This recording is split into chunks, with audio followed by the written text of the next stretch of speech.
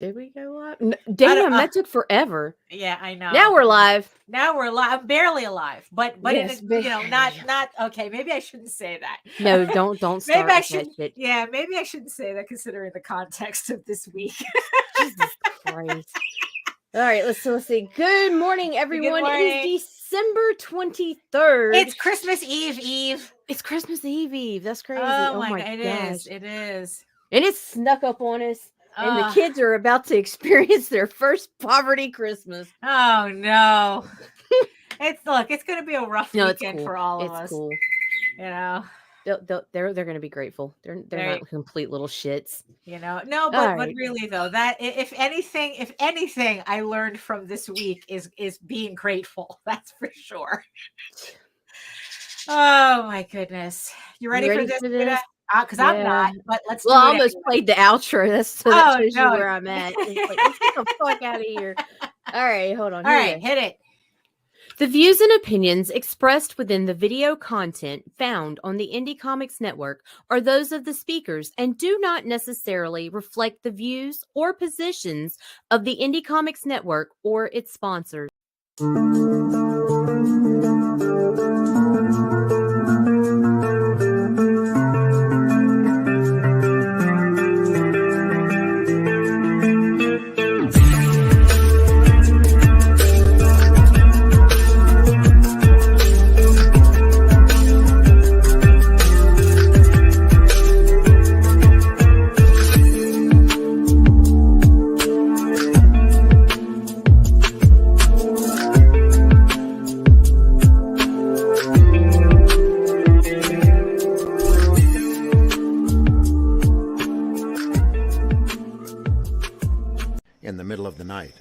Friday morning, depending upon where you are in the world, a group of experienced comics professionals get together to examine and instruct about the art form that they love. That's great comic artwork on Comics by Night, Fridays at 5 a.m. Eastern, here on the Indy Comics Network, indycomicsnetwork.com. What was that? This is not a charade.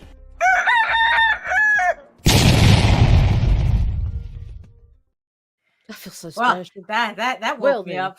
That woke me up. Good morning. Oh my goodness. Good morning. I hope everybody is having a better morning than I am. That's for sure. Oh my goodness. No. It's okay. It's all right. It's all right. So who's joining us this early in the morning? I have no idea. I can't even see the chat. No. Oh, okay, no. Here we go. Okay, here we go. Allison's the only one who's speaking to us. Good morning, Alison. Good morning, Alison. Yes. And I see there's you. John. And I say, hello. And yes, I see you, the 6 people who are watching us from regions beyond. If you're watching us from Facebook, if you're watching us from Twitter, come on over to YouTube. Join the sexy people in the chat, even if there's just 2 of them. There are 2 very sexy people in the chat right now that we can all talk to. Because it's like, Facebook sometimes acts up, and Twitter doesn't really allow us to see any chat, any activity over there at all. So if you want to talk to us, or to, like I said, our sexy people in the chat, come on over to YouTube, hit that subscribe button, hit that notification bell so you get notified whenever we go live on this channel. So good morning. Hello. Oh, hello. Good morning. Yes. Coffee too. Yeah, no, it's like I actually was just taking a nap before I came onto the stream. So it's like I'm still just kind of like waking myself up because I had a really rough week. But before we get into that, I guess introductions all around, especially for all the new people, all the new faces who might be watching. Oh, hey. Hello, my name is Daphne Lage, and I'm a cartoonist, illustrator, and comic book artist from New York. I have been self-publishing comics since 1992, which means I kind of sort of know what I'm talking about.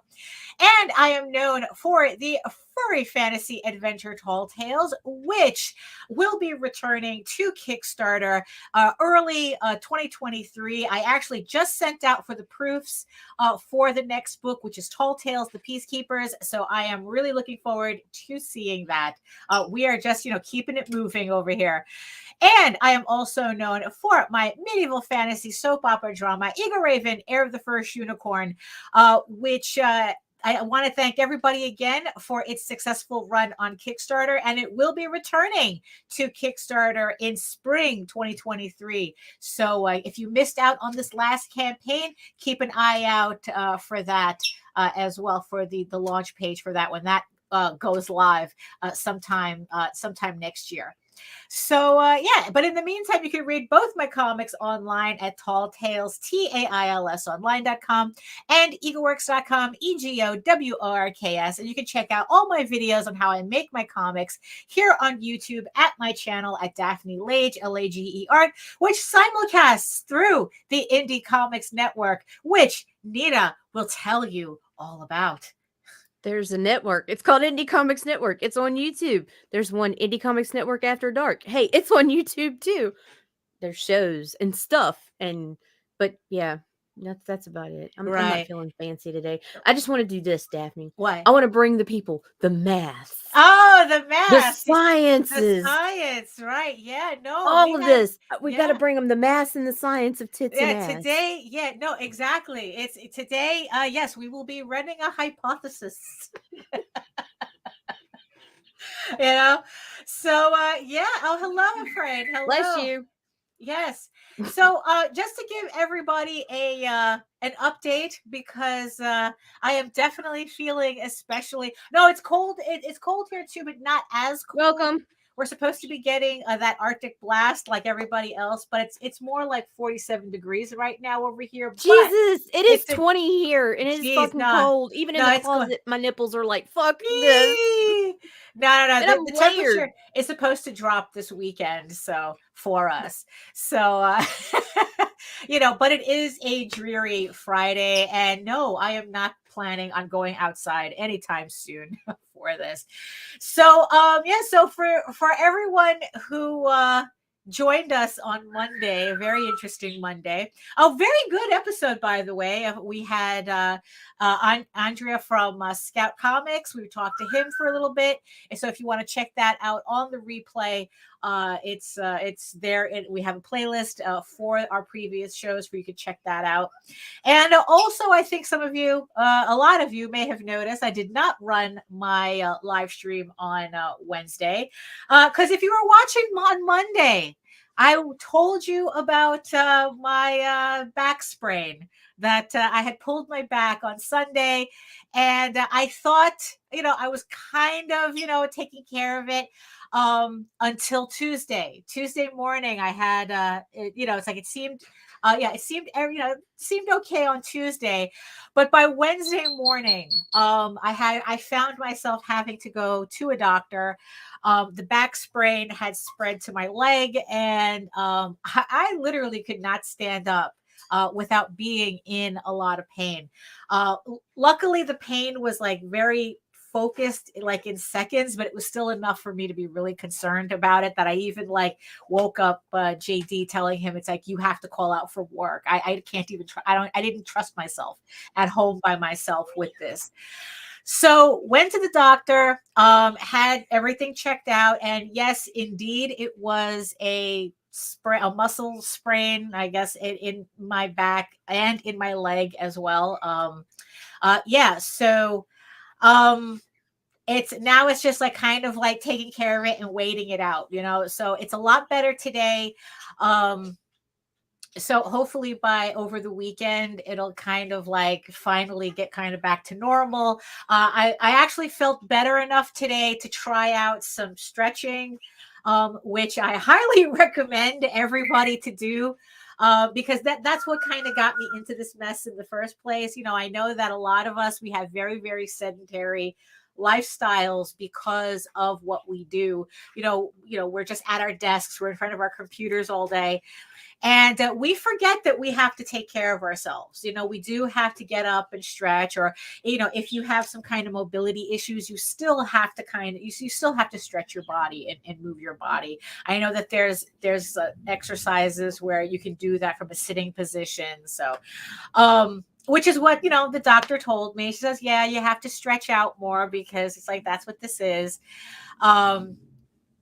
And yeah, so pretty much I've just been, so if I'm looking very squirmy, it's because of that. It's like I have to kind of like constantly massage my leg to keep it comfortable. And yeah, so that's where I'm at right now. For everyone who was concerned yesterday, especially with my post.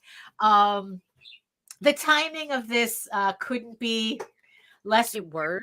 Yeah, well, it couldn't be more weird, considering what was happening around this time last year, Right. especially with Meredith. And yeah, so yeah, we kind of got a little bit into panic Yeah, because mode. if anybody was like here this time last year, it all started with a back cramp. Right. Yeah, exactly. So, but that's not the case. That's not what's going on. I can walk. I can get up out of my chair. Like I said, I did my stretching exercises. I can walk to the bathroom without a problem. I mean, it's just, that's just what it is. It's a sprained back. It really is that simple. It's just, this is the first time that my leg was involved, but I made the mistake of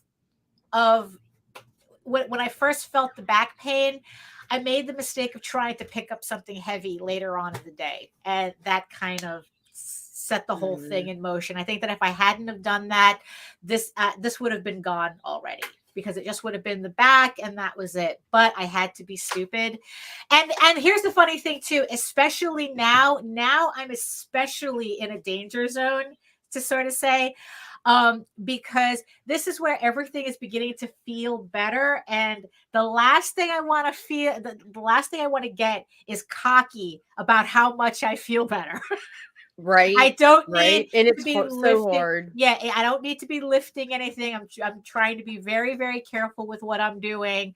Not lifting anything heavy because I don't want to aggravate anything. I just want this to be gone by Monday, which I'm hoping, because as you can see, I had to semi-retire the chair because it just wasn't putting me in a position that I needed to be. And I brought back the saddle chair, which allows me to raise it at a certain height, which helps keep my legs straight. So it's easier for me to take care of it. So, so it's like I'm playing musical chairs, I'm doing my stretching and all this. So that's what's going on with me.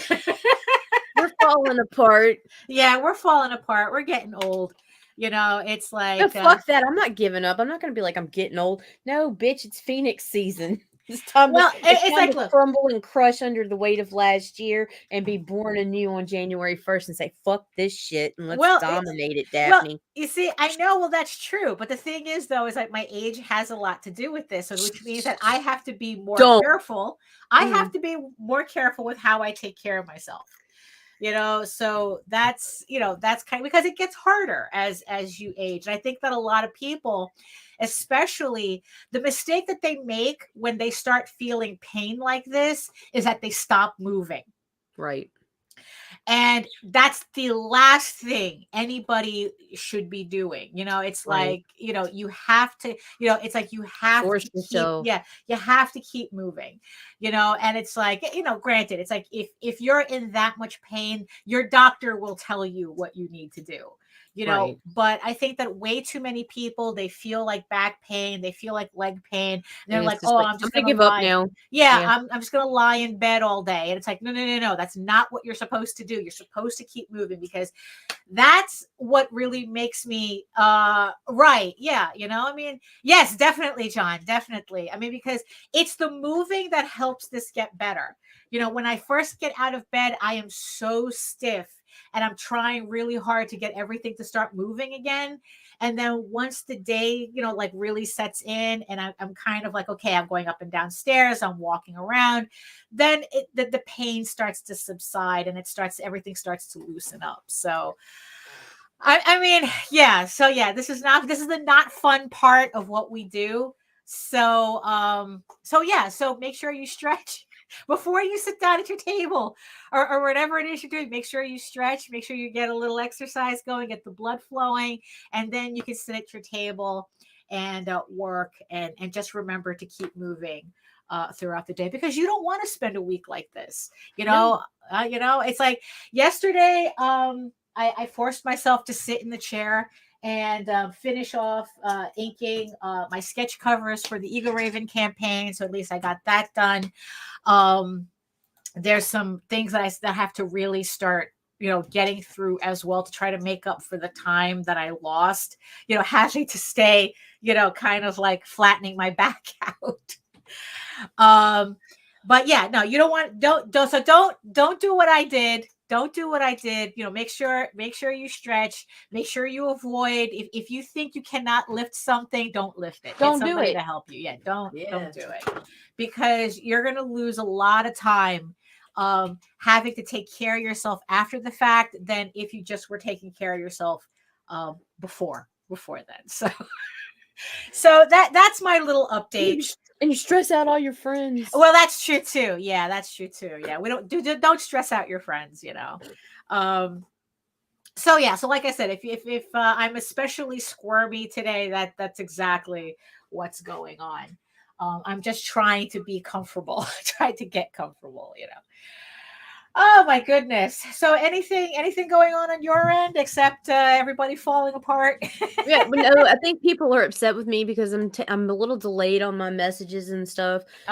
People need to be really patient with me right now. Like, not only is it the holidays, there's a lot of shit going on. Nothing's falling behind. I know that we have updates to do. I am working behind the scenes. I'm slower to respond because I'm not very social right now. Yeah, it's like we're all going through something, Jesus Christ. Oh yeah, and by the way, in case what's funny is like I had bought this a while ago when I was when I was half marathon training, and the funniest thing is that I'm using this more for this than I ever did for the original reason. This is a massager, so it's a kind of like a rolling massager. Right. Like I said, it's mostly for it's called The Stick, if anybody wants to look that up. And it has like just these rolling pieces, and what I've just been doing, it kind of works like a rolling pin, and I've been getting a lot of relief from this. So it's like, so I've just been like just rolling my leg with this, and it's like I said, I've been getting a lot of relief from it. So yeah, so if this might be yeah, exactly. And that's Morning hey rant. Grant, and that's kind of like what I've been doing, just trying to keep everything nice and supple. Well then, Yeah. let's just change the tone. Yeah, I know, really, considering. So like I said, it's, so we were talking on Monday, and something had come up in the interview that kind of made me, I don't know, at that moment before, I don't know, it's like, so the whole thing came up about like kind of like sexy books, or like how we like to call them, TNA books. TNA books on Kickstarter. And there was a comment that was made about how, because like all the books on Kickstarter seems to be all titty books, and I really have a problem using Kickstarter because of that. And if it wasn't for another conversation that I had separately, I probably would have I probably would have let it pass. But this time around, it bothered me. The comment Because bothered it's something me. we've been looking at a lot lately. I mean, and that's the thing, because it's like, for the longest time, it's like we were always talking about how, yeah, it's like, these are the types of books that make money on Kickstarter and yada yada. And it's like, how are we supposed to compete with that? And especially when this came up, I don't know, like just something clicked with another conversation, and I answered the thing. It's like, you know what? I don't think that those types of books are a significant percentage on Kickstarter as much as they're overrepresented. Right. It's an overrepresented gimmick. But I really have a feeling that it's not as much as we think it is. And after the whole conversation, I kind of thought about it for a little bit, and I decided to do a little research. on it, because it's like, we say this all the time. We say it's like, oh, the titty books, it's like they're the only thing that sells. We can't compete with that, and this, that, and the other thing. What if I'm not doing it's like, oh, all these sexy covers. It's like, I can't do that. That's not my style. And sometimes we wanted to see how true this was. Right, exactly. And what it is that sometimes it's very easy to get into the habit of repeating something without really thinking about what we're repeating.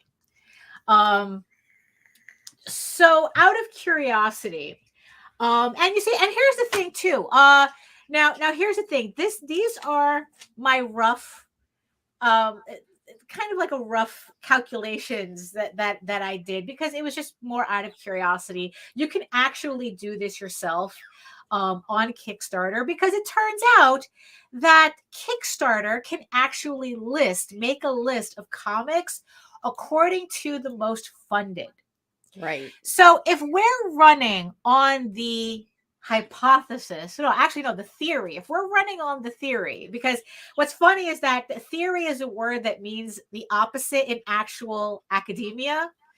So, so like to the average person, theory is kind of like the, like, oh, that's the set, that's the set result, when actually it means that that's the question that's being posited. It's your hypothesis, that's your final analysis. But the word is used in the opposite manner, in I guess in layman's terms. So the theory that we were running on is do like sexy comics, bad girl comics, titty comics, however you want to call them, do they dominate Kickstarter? Do they really dominate the way we think they do? Because because to the point where people don't want to use Kickstarter because of that. Right.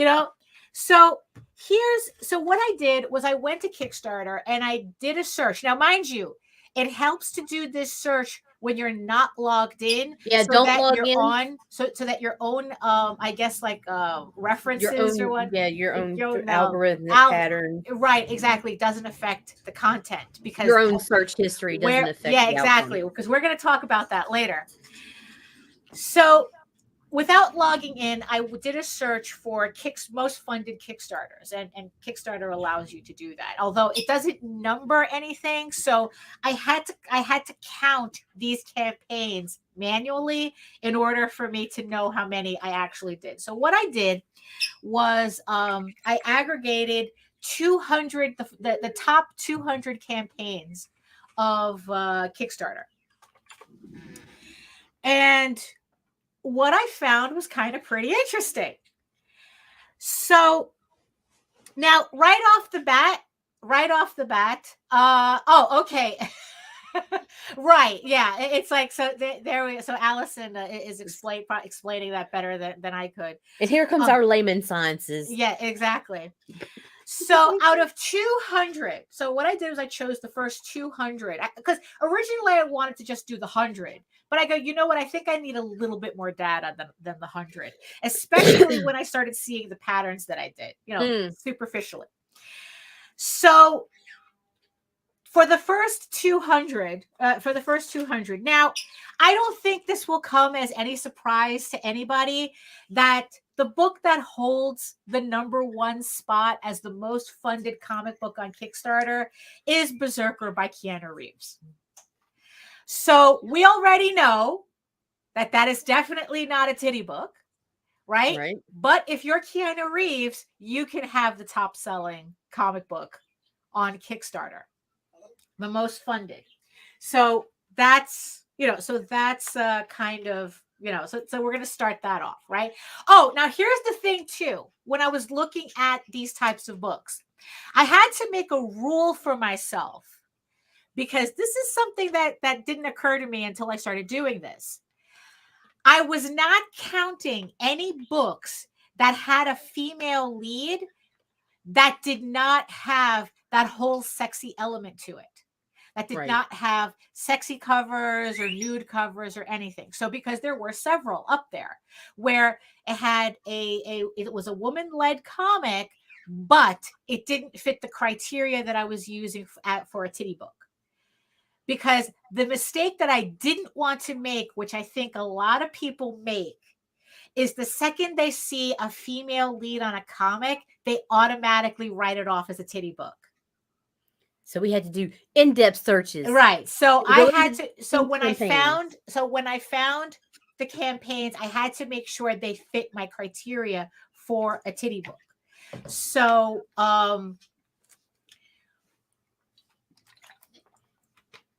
because I kind of had a suspicion that also that was going on. Oh, it has a female lead. It's a titty book. And it's like, okay, sexism much, but we're moving on.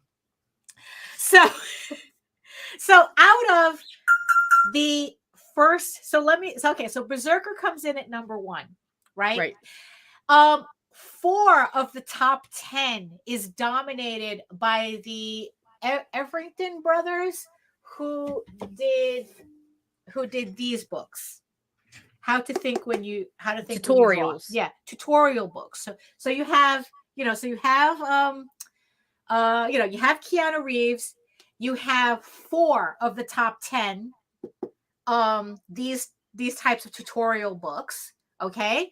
And then the rest of the top 10 is just comic strip collections of like web comics that's been around for years and have like these huge followings. I mean, this number 2 was, that there's that, I know everybody knows this, that Dungeons and Dragons cartoon, but it's all done in stick figures. Yeah. Right. So that was number 2. I just forgot what that one was called. But that was the number 2 best-selling, best-funded campaign. I had to get to number 13 to see my first titty book on the list. Oh, and who was that? Oh, it's Brian Pulido. So What? It happened You to don't be say. Lady Death. Okay, so Lady Death I had to find her at 13. She didn't even make the top 10 of the most funded. Oh, Order of the Stick. Yes, that's the one. So Pulido, as big as he is, he doesn't even break the top 10. Right. Okay. So already, we have a slight debunk of the theory that only titty books sell, because it's not even in the top 10, right? Now, here's the thing. So I start counting down, okay? So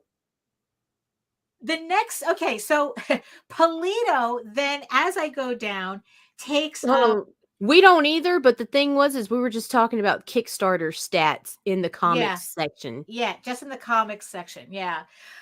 So then as I go down, Pulido takes up 11 spaces. As I continue down, he takes up 13, 18, 19, 22, 25, 31, 36, 43, 44, 45, 49. So now we're at 50 and Pulido is taking up that many spaces. But the books in between, again, are still these comic strip collections from, like web comics or what. I think there's even like a Swedish version of Calvin and Hobbes in there somewhere. Right. So 51 kind of annoyed me because it was a statue, which I don't understand. I guess because it's based on comics. On a comic. Yeah, they do that with the plushies and stuff too. I was a little annoyed by that. But the thing is, though, I added it because there was only one reason why this statue was done. And so, I added that to my list. 50. So that the statue was 51. 53. We finally see Michael Turner on the list, 53. Pulido again shows up at 64. 68 is where we see the next series that kind of dominates, is Zombie Tramp. So I had to go all the way down to 68 just to see, just to see another book. At work, Pulido. Right, 69 was Ogloff, which any of you who don't, I thought was appropriate. And 2, if you're not familiar, Ogloff is a very, very pornographic comedy strip webcomic.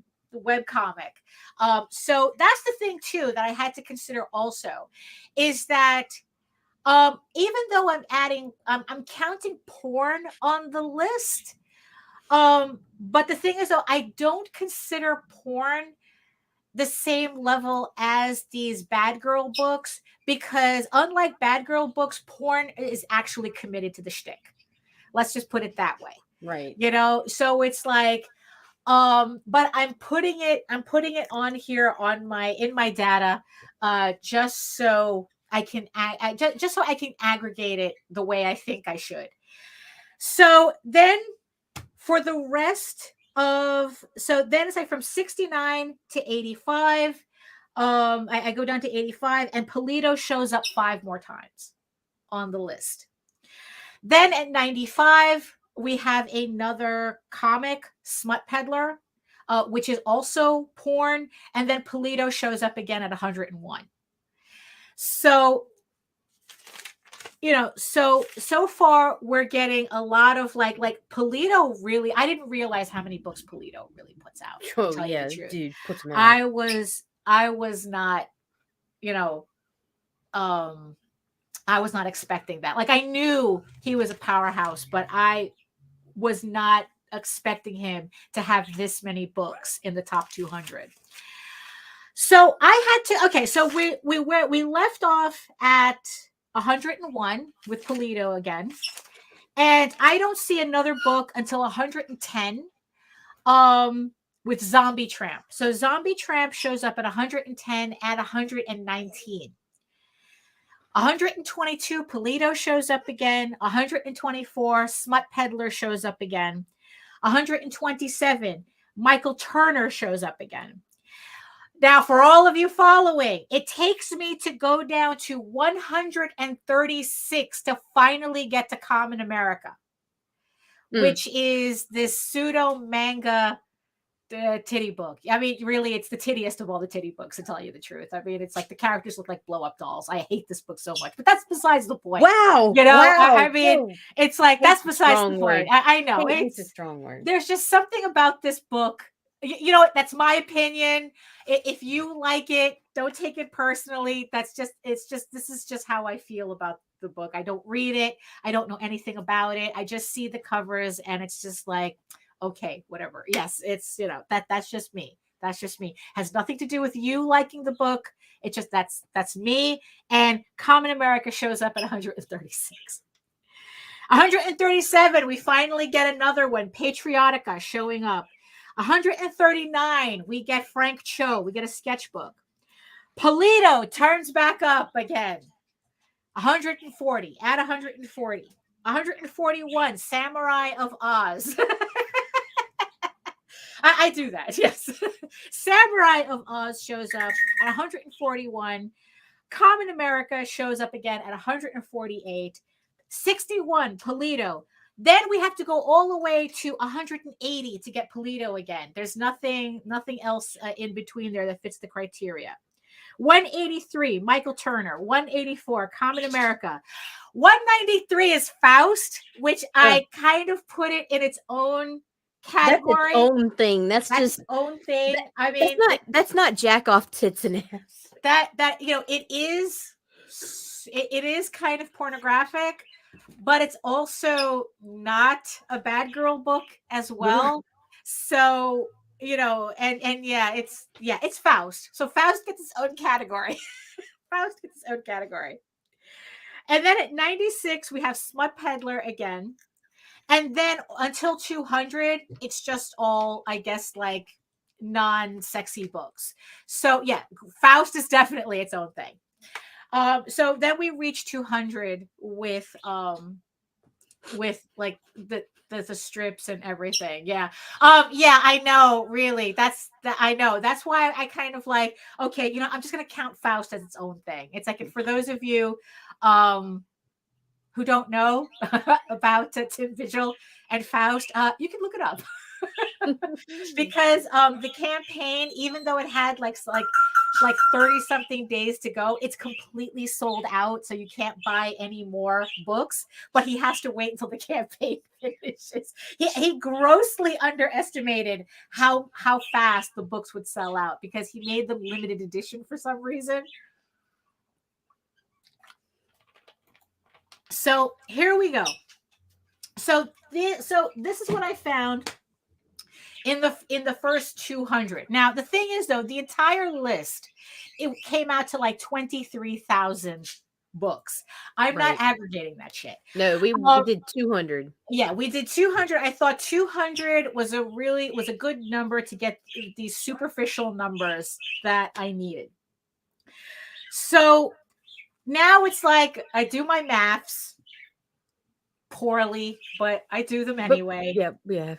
Looking just like so this. Out of the 200 books, right? So I get a total with my counts here.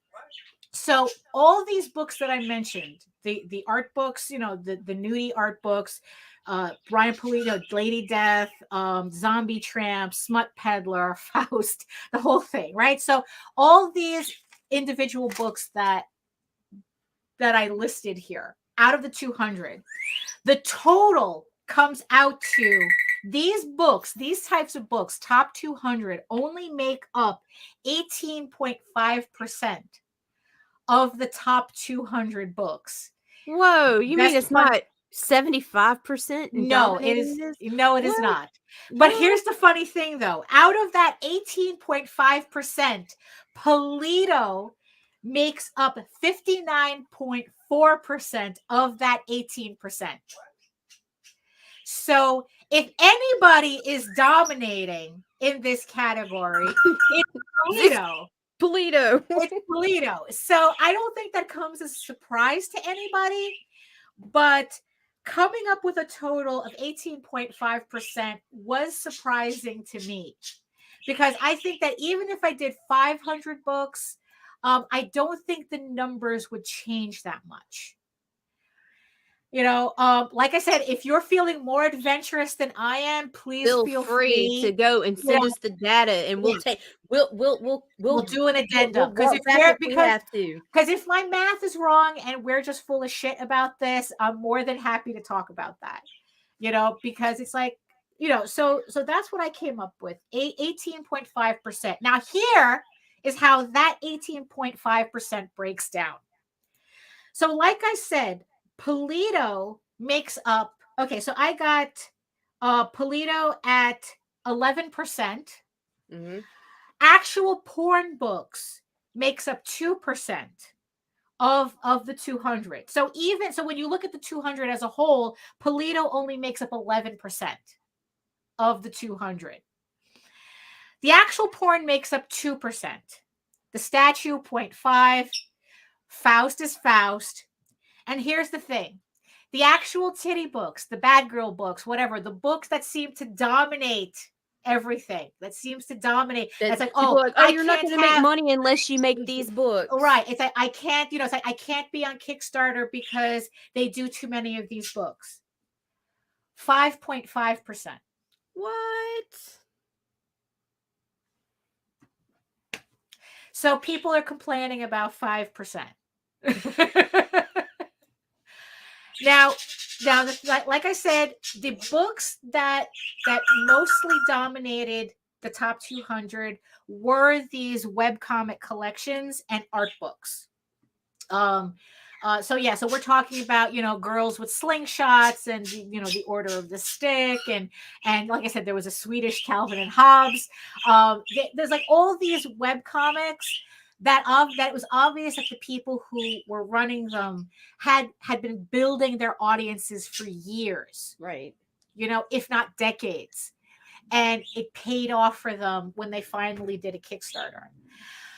But but you know what? But I felt really vindicated when I said that it's not that titty books dominate, it's that they're overrepresented. We would have, except the deal is Kickstarter doesn't divide like that. And it was, so we just used the Kickstarter's comics right section. I mean, this is a very superficial this is a very superficial thing that I did. It has, it has really, really, it's just like, look, I just literally counted, added the books up, used an online calculator to get the percentage, and that's what I did. It's like, and I just wanted to prove it because, to be real, I get so tired of everybody who they fund and they do well on their fucking Kickstarter, and then they're like, "Well, I just didn't stand a chance because all the tits and ass books." Quit your fucking bitching! It's not the tits and ass books, right? It's not the tits, right? No, it's not the tits and ass. And most of those, another thing that needs to be taken into consideration is the amount of money it goes to put out one of those fucking campaigns, because most of those come with an abundance of covers that you're paying anywhere from $400 to $1,200 for. Yeah, exactly. So it's like, because revel in your success sometimes instead of bitching about what you didn't get. Right. Because here's the thing, though. In the end, it's not those books that are your competition. If you want to look at anything with competition, it's not those particular books with competition. Your competition are the people who have built their audiences better than you have or longer than you have. That's your competition. But there was one thing that I can say for certain, that I learned from this the top 200 list. Every one of you who keeps saying that all ages books do not sell, it's right. Not a problem. It's not a problem. Yeah. Yeah. So please don't think that we have a problem. No, it's not. It's like, no. If you're doing an all ages book, you are definitely going to have a much harder time. Right. Because not one of the books in the top 200, not one of them was listed as an all ages book. Not a one out of 200, the top 200. But that's something we've been saying, and I could show that just in my fucking Bitleys versus, like something like Nightwolf versus an all ages campaign, and just the amount of link clicks, or Ego Raven and the using the Misadventurers, which was a great all ages book. Mm-hmm. There was like a 10,000 click difference. Right. Yeah. I mean, it's yeah, so that I found, that was kind of like the unintended consequence of this list. It's like, oh, they're right. But the thing is, though, what I want people to take away from this, though, is it's like, now here's the thing, though. I'm not saying that these bad girl books don't sell, because the one thing that I neglected to got a box of them. It's like, I know. It's like the one thing that I neglected to look at, which in the end, I don't think there is not one book in the top 200 that isn't in the six figures. I kind of think that if I would have to go back and recount to see, but I think most of the books in the top 200 were making six figures. So that's kind of, so it's like, I don't know if that, that's a funny thing, because it's like, honestly, it's like not even the more adult books. I mean, because Lady Death, for what I've seen, like, I didn't know that Lady Death is literally tits out in the actual comic, but there's nothing in the campaign that lists it as a mature book. That's the funny thing. I mean, it's like a lot of these books that are obviously for mature readers, none of them are marked as mature. So I think that if people are not saying their stuff is all ages, it's because they just didn't self-label, and which is kind of like. But I think labeling something all ages is mature isn't going to hinder you, because that mature audience is going to come regardless. Right. Yeah. But I've seen campaigns hindered by calling themselves all ages. Yeah. Which is very strange. As a marketing strategy, I would say steer away from that as much as possible. Right. Because here's the thing. Say all ages, people hear baby book, and that's not necessarily the fucking case at all. Right. Yeah. Morning, Glenn. Yeah. And you see, and this is the thing too, because, it's like you don't lose anything by not calling your book an all ages book. There's a risk that I take by me not marking my book as mature. Right. You know, and I guess people like Brian Polito, I guess he figures that the book is so obvious he doesn't need to mark it at all. Right. Where mine, because I have a more cartoony style, I've had people say, "Oh, I can't wait to give this to my kids." I'm like, "Yo, wait, time out. No, you do not want to give this to your kids." But you know what? That's what parents get for not checking that shit out themselves. Right. I'm sorry. I'm not gonna hand my kid a Yeah. fucking comic I didn't flip through. You know, so the thing is, you know, so I mark my books. So I mark my books as mature audiences, because it's like I felt that it was more important for me to self-label than to take a chance, you know. But if you were selling an all ages campaign, would you want to market yourself as all ages? You know what's funny? I wouldn't feel the need to, because it's like nothing happens to me by not marking an all ages book all ages. Nothing happens to me. Someone just buys it and that's it. I mean, it's like, you know, people, they have questions about Tall Tales that they get really sus about it. But once we say, it's like, look, you know, you can, you know, that's not an all ages book. We usually say, can they watch Lord of the Rings? They can read Tall Tales. And that's usually enough to satisfy the parents, you know? So, you know, so yeah, so it doesn't, yeah, it's like I don't think it hurts us to not label as all ages, as opposed to I feel the need to label my book mature audiences, you know, because yeah, I don't think any of these books that I've mentioned, none of them say mature on them at all, Right. except the only exception was Faust. The only exception was Faust and the actual pornographic books, just like Smut Peddler. Those actually say adults only. Right. Faust definitely says absolutely not for children. This is definitely adults only. But everything else, I don't see a mature label on them. Although that kind of surprises me. I don't know. I think that more irritates me than anything. Because it's like, yeah, I feel like I had to do it, but these guys are literally going tits out, and it's like, no, I don't have to say anything. But maybe it's because they're being so overt with it, you know, that that they feel like the book speaks for itself. You know, no one is going to look at a Lady Death comic and give that to their 6-year-old. You know, yeah. So, you know, so like I said, it's like these numbers are very superficial.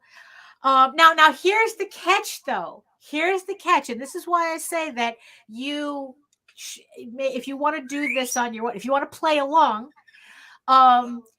make sure you are not logged in so that you get that straight data from Kickstarter. Because what I noticed, once I logged in, it was all tits and ass for me. It was very different, because the second you click, it's like, so when people say, all I see on Kickstarter is tits and ass books. Well, here's the funny thing. The reason why you see a lot of tits and ass books on Kickstarter is because you keep clicking on them. Oops. You're telling the algorithm this is what you want to see. So so that's what it gives you. The second I logged in, because I'm always logging in, which is crazy because they don't go based on purchase history, because my purchase history would have been fantasy. Right. They go on, the algorithm picks up what you clicked on, what you looked at. You know, so because I'm constantly looking at those types of books, sometimes my feed looks like a Pornhub. You know, I mean, it's like with all the sexy girls and shit all over the place, you know? And yeah, it's like, it looks like a Pornhub landing page, you know? But that's because I'm always looking at those types of books, you know, trying to study what they do, what kind of covers they put out, how many covers they put out, you know, yeah, trying to figure out like, okay, how much money are they spending on covers to make up for what they're actually making in the campaign. So yeah, so that's kind of like the thing that made me laugh in the end. So if you're going to say, so the next time you say Kickstarter is nothing but titty books, I'd clean out your cache. if I were you, because what it boils down to, like, bro, if you're seeing too much of something, it's because you keep looking at those things, Yeah, exactly. I mean, that's kind of that's kind of what it is. It's like, that's kind of what's happening. If you're seeing these books all the time, it's because you keep clicking on them. So, yeah, I know. It's like, right, or you could just not log in, for this type of thing. I mean, and the thing is, I have to admit too, for a little while, I was also saying, yeah, I see nothing but these types of books. Duh. Of course I see nothing but these types of books, right? So that's kind of, so here we go. There are a few that failed. Right. There are a few that failed. Right. Well, yes, I'm pretty sure. Like I said, it's like the funded the total amount of funded books was 23,000. And it's like, look, I was curious, but not that curious. But so in the end, here's the so for everybody doing their comics and feeling frustrated, you're actually being frustrated over 5.5% of what's on Kickstarter. Like I said, the people who are really killing it on Kickstarter, it's like, look, unless your last name is Polito, I wouldn't worry, or Keanu Reeves. I wouldn't worry about this too much. What I would do is really concentrate on building your audience, because if anything, what I learned from the top 200 is that those are the people who really dominate, is the people who really, really, really built up their mailing list over the years, that built their audience over the years. These are the people who are really dominating on Kickstarter. So it's like, and the thing is though, and it's like, that's a lot harder to do than just doing a TNA book. I know that that's a lot harder to do, but the thing is though, is that you also have to, it's like, you have to really think about what you're doing this for. What are you doing this for? It's like, is it just to make money? Is it just to find the easy way out? Because like I said, it's like, yeah, you have these campaigns that are making, 15, 20, $30,000. You have Polito making 6 figures on these campaigns. But like, what are they shelling out? How much money are they really coming home with? It's like, there's some campaigns where we know for a fact every variant cover cost around $400. So it's like, you're talking about the payout on these covers could be like half the campaign before you even, before you're even talking about shipping anything and production or anything, which means that without the covers, you probably would have made the same amount of money in the end, except you didn't have to pay anybody out. So, right. Yeah. Well, yeah, there was a lot of variables I left out. I mean, that's the thing. I mean, like I said, this is a very superficial, look over that I did, very superficial. It's like, all I wanted was to prove whether what I said was correct. That TNA books, it's not that they dominated Kickstarter, was that they were overrepresented in terms of the algorithm. And I think just by doing this superficially, it proved my point that yes, it's like pretty much everybody is basing the entirety of comics Kickstarter on 5.5% of what's actually there, which is like, and then it's like, you look at all the different types, and then it's like to see all the varying types of comics that are on this list. I mean, it's like there was stuff on there like, really? It's like a comic about hockey players made 6 figures. I mean, it's like, yeah, that's exactly what I was seeing. So yeah, so I just in the end, that's what I was really trying to prove. It's like, yes, it's like these type TNA books are overrepresented because, yeah, they get the easy clicks that the algorithm reads as interest. You see, the algorithm doesn't care if you buy it or not. It just wants to know whether you looked at it, and that's kind of what It's Facebook ads. Yeah, it's like Facebook ads, man. And it's like, and this is the thing too, because it's like we were looking at some other campaigns that weren't, you see, and the only reason that I even went down this road is that before that comment, like me and JD were having this conversation, and we were talking about comics that were making money on Kickstarter without being a TNA book. I mean, it's like Multari doesn't do a TNA book. I mean, yeah, he has a TNA cover. He did one cover. All right, he did one cover. But the thing is, though, he could not have that cover and still made $20,000 in his campaign. No, for sure.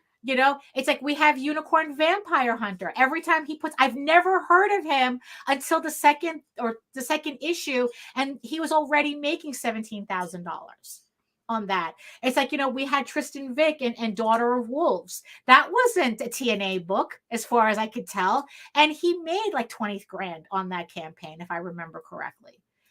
So it's like there are books out there that are not TNA books that are making money. The thing that we were trying to figure out is what were they doing differently? But that kind of was a different conversation, because what kind of brought what my theory was with that is that maybe it's not what they're doing differently, is that who are these creators hanging out with that picks up the baton when they need it.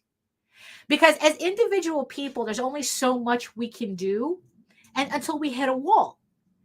And then it's like, oh, but maybe you have a friend that knows how to do marketing better. So you pass off that part to them. Oh, maybe they have a friend. Oh, I have a friend who does animation. We could put together a short for the campaign or something. Oh, I have a friend who works in Hollywood with music, with orchestras for soundtracks. Let's put together something there. So the campaign, the project ends up looking larger and larger and larger than it kind of really is. And then it's like that garners more interest. You have more people interested in the book, but like by themselves, the creator could only reach a certain part. And then depending on who they knew and could help them, that then the campaign went off into different kind of like sections and was able to grow that way. But that like I said, that's only a theory that I have. That sometimes a successful campaign is not what you do, but who you know. But that's kind of a different thing. I can't aggregate that right now. So I don't know, whether, but we've all heard it, right? It's not what you do, it's who you know. And I kind of think that there's a certain level, there's a certain part of Kickstarter, of crowdfunding, where that becomes more important. Who do you know who can help you? But like I said, that's only a theory right now. But in this, as we're hitting the top of the hour. So moral of the story, TNA books only make up 5.5% of Kickstarter. It's like, if you're not counting Brian Pulido. Just the comic section of Kickstarter. Yeah, right. It's, so, but the kind of like the adult / TNA books makes up 18.5%. Well, it's like, look, I know that the, absolutely. The Russian judges are always the hardest. I know.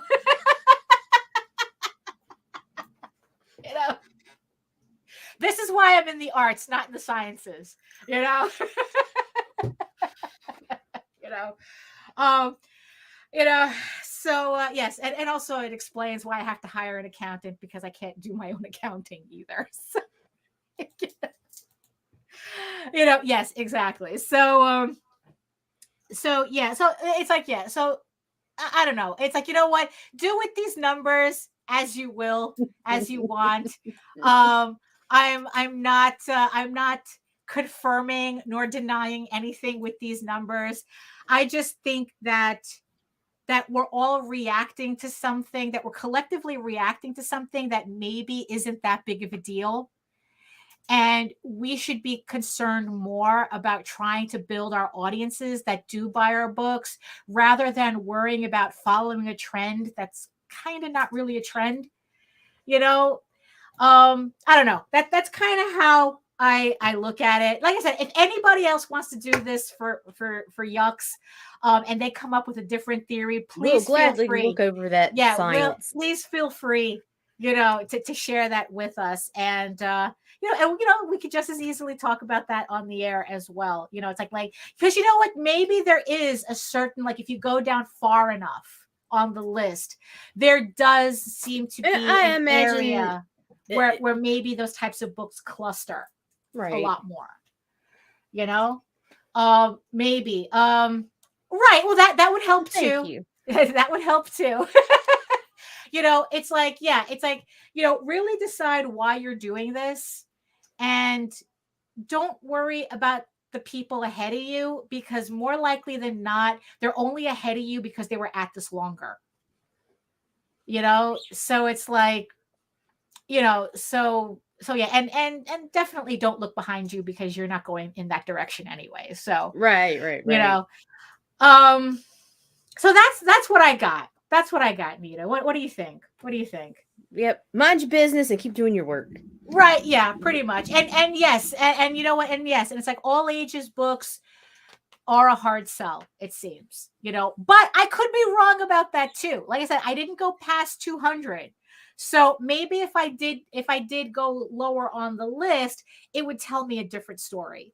But if we're just judging this from the top 200 most funded Kickstarters, this is the story that I got. So, so that's any final words? It's a scarf. It's a scarf. Patrick. Oh, there you go. Yes. It's a scarf that's holding my pants up. Right. And I've been using my little massager as well. So, just a lot of squirmy stuff going on today. Yes, exactly. And definitely if you have Keanu Reeves on your book, that's a huge bonus.